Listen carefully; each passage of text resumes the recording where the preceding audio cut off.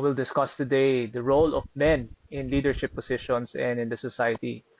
The problem that we want to tackle kasi is right now we're seeing the effects of moral decay in our society, not only in the Philippines, but also abroad, no? Especially in the United States where they are fighting a lot of forces in order to make a positive change in their own nation. In the Philippines, we also have a lot of problems from corruption, values that has affected our nation from becoming strong and independent. I want to share a video here, and then let's react to it. What happened was our esteemed legislators transferred huge amounts of funds from what are ordinarily identified as high priority projects of our national government, underfunded them, diverted funds from these projects towards a bunch of what they call public works projects that are scattered all over their districts, which are poorly studied, poorly identified, and largely clustered around what they call flood control projects, because these are the projects, in my mind, that are most difficult to monitor. Because they diverted funds from these high priority projects, they now are looking for funds to fund the priority projects. And these priority projects that were underfunded include, as I said earlier, health, education, and also a major category of high priority public works projects that enjoy foreign financial assistance, which require counterpart funding. And the counterpart funding for all of these projects will similarly be funded. So now the Department of Finance is scrambling to find funds to fund these essential projects. What's new under the sun? It's the same old tale. Can't say we did not see it coming. Yeah, I'm sure a lot of people are saying the same thing. Yeah, it's sad. It's sad when you see news like this because it makes you wonder uh, when we'll have good leaders.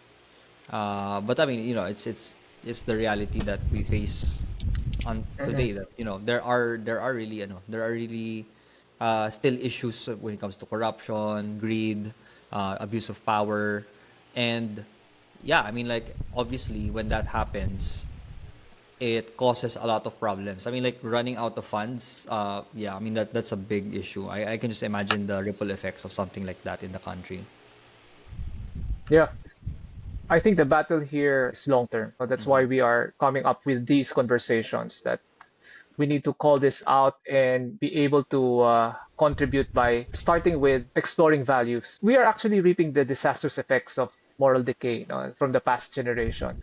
The reason why we have this governance, I think, kaya tayo naghihirap ang Pilipinas ngayon is we did not really focus on the right values on molding the current generation and the previous generation into becoming the right leaders. Sabi nga ng isang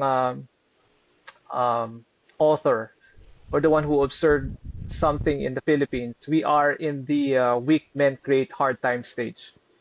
No, kasi there's a cycle eh. There's a cycle in nations where there's a stage of prosperity and decline. So first is strong men create good times. Good times create weak men. Weak men create hard times create strong men, and so on and so forth. So in that cycle, my opinion, we are in the weak men create hard time stage. So hopefully, with this period of time, we will be able to inspire and create strong men that will create good times again. Yeah, I agree. I mean, like bottom line is until we see good men rise to the occasion, uh, things are gonna be the same. And that's not necessarily just like from a politics standpoint.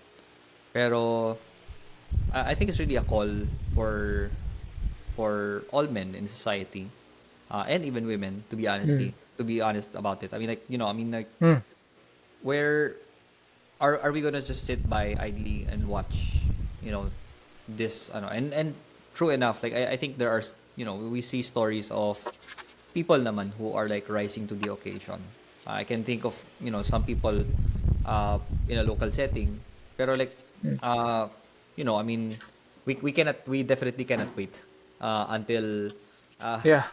the miracle of having good leaders. I mean, all governments have, corruption problems. Even Singapore has corruption problems. But still, I mean, it's really an invitation for everyone to kind of like step up, and that's what we're doing, trying to do here in First Step Podcast, really to encourage more people to rise to the occasion and embrace, values that uh, don't just have or doesn't just focus on enriching the self, but it's also about like helping, your neighbor in whatever capacity Mm. you can. I mean, like if we have that kind of culture, you you don't need a lot of power to make a difference.